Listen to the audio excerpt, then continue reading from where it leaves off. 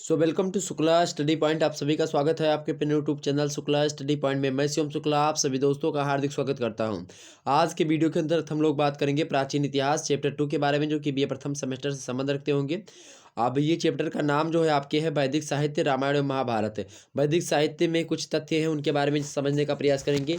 उनसे प्राचीन इतिहास के बारे में कैसे जानकारी मिलती है, तो वैदिक साहित्य और रामायण और महाभारत के बारे में हम चर्चा करने का प्रयास करेंगे आज के वीडियो के अंतर्गत। इसके अंतर्गत क्या क्या चीज़ें हुई थी और किस प्रकार से हर एक मुद्दा समझने का प्रयास रहेगा। ओके, जो नई शिक्षा की नीति के अनुसार जो पाठ्यक्रम है उसके अनुसार आपको पढ़ाने का प्रयास किया जाएगा। एक बार सभी लोग, जितने भी लोग हमारे साथ जुड़ चुके हैं, फटाफट से वीडियो को लाइक और शेयर करने का प्रयास करेंगे। जितने भी लोग जुड़ चुके हैं अपने दोस्तों को बुला लीजिए मेरे भाई। सभी लोग फटाफट से चलिए प्रारंभ करते हैं कक्षा को बिना समय गंवाए हुए। ओके, चलिए यहाँ पर आपके समक्ष जो है यहाँ पर प्रस्तुत हो रहा है आपका व्याख्यान। यहाँ पर लिखा हुआ है सारी की सारी चीज़ें। देखें, वैदिक साहित्य के बारे में समझते हैं। आर्यजनों और वैदिक जनों को लिपि का ज्ञान नहीं था। क्या? आर्यजनों एवं वैदिक जनों को लिपि माने क्या होता है? लिखने की जो कला होती है उसका ज्ञान नहीं था। लिपि माने जो इसे यहाँ पर जो लिखा है आपके समक्ष हिंदी में, ये देवनागरी लिपि में लिखा है। तो लिखने का ज्ञान जो है एक प्रकार से नहीं था। तो लिखने की प्रयोग जो लिखा जाता है वो लिपि होती है। ठीक, तो आर्य जनों को और वैदिक जनों को, जो वैदिक वैदिक जन है मतलब वैदिक काल के जो लोग थे, उनको लिपि का ज्ञान नहीं था। इसीलिए जिस काल में इसकी रचना हुई है उसी काल में इसका संकलन नहीं किया, मतलब कि इसका संकलन नहीं किया जा सका। उदाहरण के लिए वैदिक साहित्य की प्राचीनतम कृति ऋग वैदिक संहिता की रचना विभिन्न गोत्रों के ऋषियों और मंत्र से सृष्टाओं ने की है। तो ये बात ध्यान रखेंगे। और इसके मंडल में बात की जाए तो इसके 10 मंडलों में से 2 मंडल से 7 मतलब कि 2 से 7 तक प्राचीनतम अंश हैं। फिर मंडल 8 और 9 की रचना हुई है। मंडल 1 और 10 सबसे बाद में जोड़े गए प्रतीत होते हैं। अर्थात इसमें अस्पष्ट मतलब कि स्तरीकरण की समस्या है, जिसका सीधा संबंध काल निर्धारण से होता है। यद्यपि इसकी रचना 1500 से 1000 ईसा पूर्व ही हुई थी, तथापि जब लिपि का विकास हुआ तब इसका संकलन हुआ है।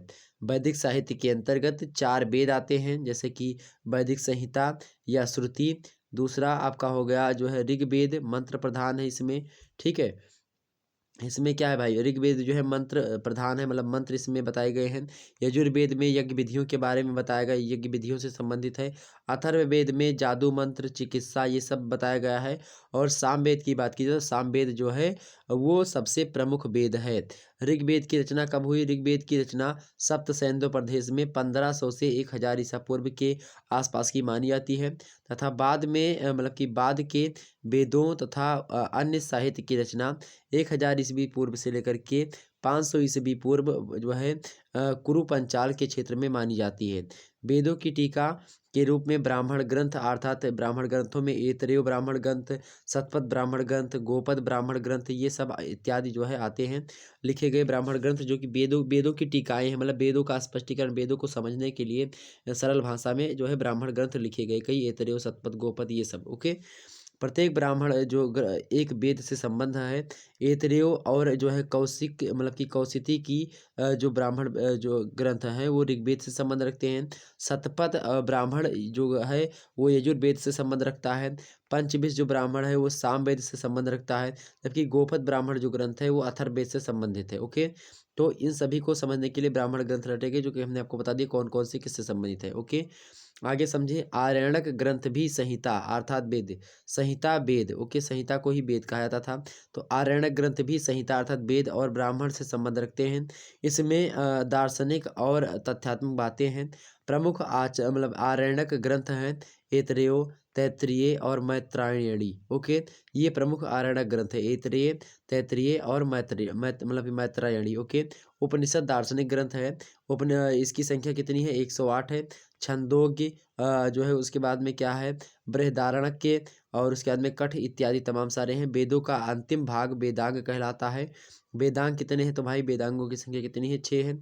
शिक्षा पहला है, दूसरा है कल्प, तीसरा है व्याकरण, चौथा है आपका निरुक्त, पांचवा है छंद, छठवा है दो मतलब कि सात छठवा है दोषित ज्योतिष। तो ये 6 शाखाएं हैं, मतलब कि 6 वेदांग की कितनी शाखाएं हैं भाई? वेदांगों की तो वेदांगों की 6 शाखाएँ हैं। अब इन 6 शाखाओं को लेकर के जो नेक्स्ट वीडियो होगी उसमें हम वेदांगों के बारे में चर्चा करेंगे। जो चैप्टर 3 होगा उसमें वेदांग के बारे में हम चर्चा करेंगे। ठीक है, तो 6 वेदांग कौन-कौन से? शिक्षा, कल्प, व्याकरण, निरुक्त, छंद और ज्योतिष। ओके, अब इसके बारे में हम नेक्स्ट वीडियो में बताने का प्रयास आपको करेंगे चैप्टर 3 में। कल्प सूत्र कितने भाई? कल्प सूत्र के 4 भाग हैं। पहला है आपका स्रोत सूत्र, जो कि यज्ञ संबंधी नियमों से संबंधित है।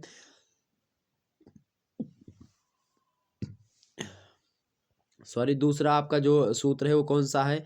गृह सूत्र है। गृह सूत्र में पारिवारिक जीवन से संबंधित बातों बातों को बताया गया है। धर्म सूत्र अगला है तीसरा, जो कि सामाजिक, राजनीतिक और धार्मिक नियम इसमें बतलाए गए हैं। जो चौथा है आपका सूत्र वो है शूल्ब सूत्र। ये शूल्ब सूत्र जो है यज्ञ और हवन कुंड से संबंध रखता है। व्याकरण पर क्रमशः पाणिनि और पतंजलि ने अष्टाध्यायी और महाभाष्य की रचना करी। तो पाणिनि की कौन सी है रचना? पतंजलि, मतलब पाणिनि की जो रचना है उसका नाम है अष्टाध्यायी, और पतंजलि की रचना कौन सी है? महाभाष्य। तो ये दोनों पुस्तकों की रचना जो है किसके द्वारा? पाणिनि की रचना कौन? अष्टाध्यायी। पतंजलि की रचना महाभाष्य। इसमें व्याकरण से संबंधित बातों को बताने का प्रयास किया गया है।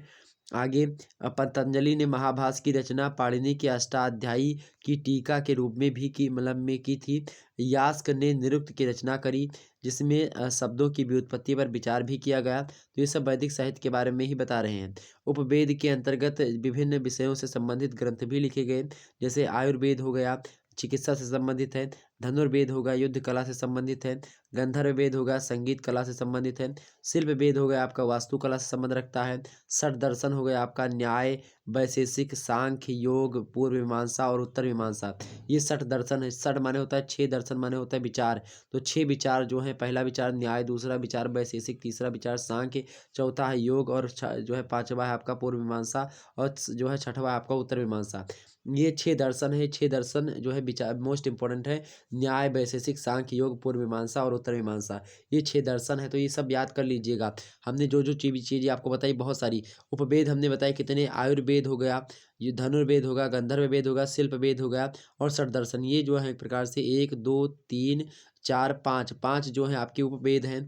वेदांगों की संख्या हमने आपको 6 बताई होगी। शिल्प कला, व्याकरण, निरुक्त, छंद और ज्योतिष।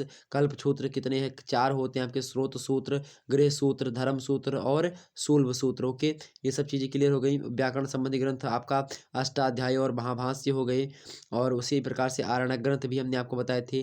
तो ये, और उसके बाद में ब्राह्मण ग्रंथ बताए थे। तो ये उपनिषदों को बताया था हमने, 108 की संख्या में उपनिषद हैं। ठीक, तो तमाम सारी चीज़ें, अथर्ववेद हो गया आपका, ये सब किससे संबंध रखता है? तो ये सभी हमने आपको बता दिए। तो क्लियर हो गई बात इतनी। आगे हम समझते हैं। आगे हम समझते हैं रामायण के बारे में। तो ये वैदिक साहित्य के बारे में कुछ बातें थी जो कि हमने आपके समक्ष प्रस्तुत कर दी।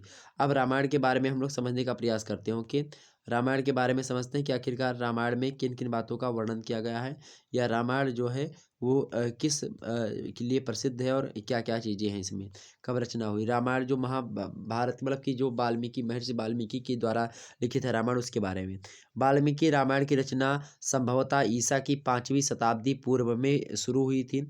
रामायण में राम की कथा है, जिन्हें उनके पिता दशरथ ने उनकी सौतेली माता कैकेयी के 60 यंत्रों, मतलब कि 60 यंत्रों के कारण 14 वर्षों के लिए निष्कासित कर दिया गया था। वे निष्ठापूर्वक पिता की आज्ञा मान करके वन में रहने लगे थे। कौन? राम जी। जहाँ उनकी पत्नी सीता को लंकेश्वर रावण ने हर कड़ा अर्थात अपहरण कर लिया था। अंत में राम ने अपने भाई लक्ष्मण एवं सुग्रीव की सहायता से रावण का वध किया, और सीता जी को वापस ले आए जो है यहाँ पर, जहाँ फिर उसके बाद में फिर अयोध्या लौट करके चले आते हैं। और उसके बाद में महाभारत के बारे में बात की तो महाभारत की कुछ मुख्य कथा की अपेक्षा राम की कथा कहीं अधिक सामाजिक और धार्मिक प्रभाव डाल सकी। तो महाभारत की मुख्य कथा की अपेक्षा राम की कथा जो है वो अधिक सामाजिक और धार्मिक प्रभाव डाल सकी है। रामायण में अनेक, मतलब रामायण के अनेकों अनेक रूपांतर भारतीय भाषाओं में तथा दक्षिण पूर्व एशिया की भाषाओं में पाए जाते हैं। यद्यपि यह महाकाव्य भारत की अपेक्षा अधिक सुदृढ़ है, तथापि इसमें भी कुछ जो है ऐसे उपदेशात्मक भाग हैं जो बाद में जोड़े गए हैं। रामायण की रचना 500 ईसा पूर्व से 300 ईसा पूर्व के बीच हुई है, लेकिन इसके काल निर्धारण की समस्या आज भी बनी हुई है। तो ये चीज़ें क्लियर हो गई आपकी। ठीक है, ये रामायण के बारे में हमने आपको बता दिया। आगे हम महाभारत के बारे में आपसे पूछे एग्जाम से प्रश्न, तो कैसे बताएंगे? क्या लिखेंगे कि महाकाव्य महाभारत जो वेद व्यास की रचना मानी जाती है, इसकी रचना 400 ईस्वी से पूर्व मतलब ईसा पूर्व से लेकर के 400 ईस्वी के बीच में मानी गई है। लेकिन प्रत्यक्ष रूप से इसकी रचना कब हुई है यह कहा नहीं जा सकता है, जिस कारण इसका काल निर्धारण की समस्या उत्पन्न हो जाती है। महाभारत में कथोपकथाएँ हैं, वर्णन है, उपदेश भी है। इसकी मूल कथा जो है कौरव और पांडवों के युद्ध की है, जो कि उत्तर वैदिक काल की हो सकती है।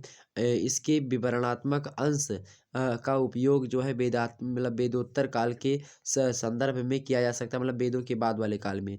और उपदेशात्मक अंश का उपयोग जो है सामान्यतः मौर्योत्तर मतलब मौर्य काल के बाद वाला काल जो है और गुप्त काल के संदर्भ में लिया जा सकता है। महाभारत की बात कीजिए तो महाभारत मतलब कि महाभारत सार रूप में चचेरे भाइयों के दो समूहों मतलब का समूह कौरवों और पांडवों के बीच में आपसी झगड़े की कहानी है, जो कि बताती है कि राजसत्ता स्वजनों के प्राण से भी अधिक प्यारी होती है।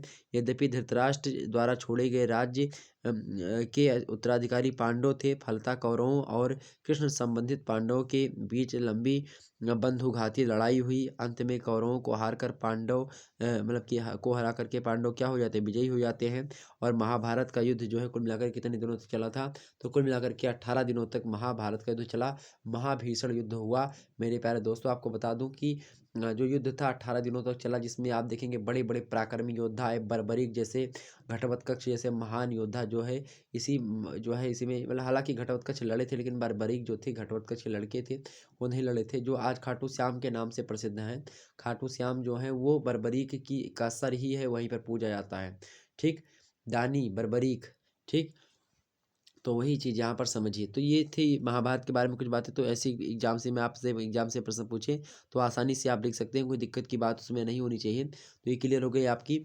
तो ये तो कुछ बातें थी जो कि हमने आपको बता दी। एक आध दो बार वीडियो को फिर से पुनः जो है प्रकार से देख लीजिएगा। अभी छोटी सी वीडियो है, इसीलिए हमने सोचा कि आपको जल्दी जल्दी समझा दिया जाए, ताकि जो है आपको क्लियर हो जाए। और 2 से 3 बार वीडियो को देख लीजिएगा, आसानी से सारे मुद्दे क्लियर हो जाएंगे। ठीक है, 2 वीडियो को घुमा करके फिर से देख लीजिएगा, तब आपकी सारी बातें क्लियर हो जाएंगी। और जल्द ही आपके समक्ष ये वाली वीडियो अगर आप लोगों ने नहीं देखी तो देख लीजिएगा मेरे प्यारे दोस्तों। ये मोस्ट इंपॉर्टेंट रचना है, प्रथम रश्मि जो रचना, मैं आपको एक बार फिर से बता दे रहा हूँ, कल आपकी वीडियो क्लास हुई थी इसकी। प्रथम रश्मि जो रचना है ये मोस्ट इंपॉर्टेंट रचना है, इसको आप लोग देख लीजिएगा। यह वीडियो मोस्ट इंपॉर्टेंट है, आपको बता दूं जो व्याख्याखंड 31वां है ये मोस्ट इंपॉर्टेंट है। ये प्रथम रश्मि जो रचना है बहुत ही अच्छी मार्मिक पंक्तियाँ इसमें, तो इसको देख लीजिएगा। ओके, और ये वाला देख लीजिएगा शिक्षा के विभिन्न अर्थ, ये जल्दी आपके समक्ष वीडियो आएगी, तो ये देख लीजिएगा। ओके, चलिए फिर और एक बार और आपको बता दूं, अंतरतारक धूर परिकल्पना, ये वीडियो आपके समक्ष आ चुकी है, इसको आप लोग देख लीजिएगा। ओके, तो फिर मिलेंगे हम इसी प्रकार से नेक्स्ट वीडियो में। तो ये अंतरतारक धूर परिकल्पना होगी आपकी। सभी ने अवज्ञा आंदोलन वाली नहीं देखी तो देख लीजिएगा, कल क्लास हुई थी इसकी, ये भी मोस्ट इंपॉर्टेंट रचना है। ठीक, आगे देखेंगे।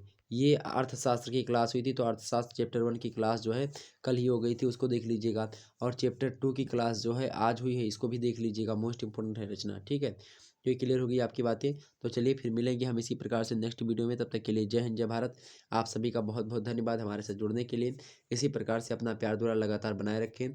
और आपको बता दूं चलते चलते कि गणतंत्रता दिवस की आप सभी को बहुत बहुत बधाई और शुभकामनाएं। मैंने जो है बार बार अभी उस पहले भी वीडियो में भी आपके समक्ष जो है हमने आपको बधाई भी दी थी, और आप लोगों की बधाई स्वीकार भी कर रहा हूँ। और सभी लोग लड्डू खाए होंगे, स्कूल की याद तो आ ही रही होगी लड्डू वाली। शुरुआत में लड्डू के लिए कोई आना जाओ जाओ, तो बहुत सारे लोग जो है लड्डू के लिए ही जाया करते थे। हम लोग थोड़े छोटे छोटे थे तो लड्डू के लिए, लड्डू मिलते थे, बहुत ज़्यादा खुशी होती थी कि हाँ लड्डू मिला।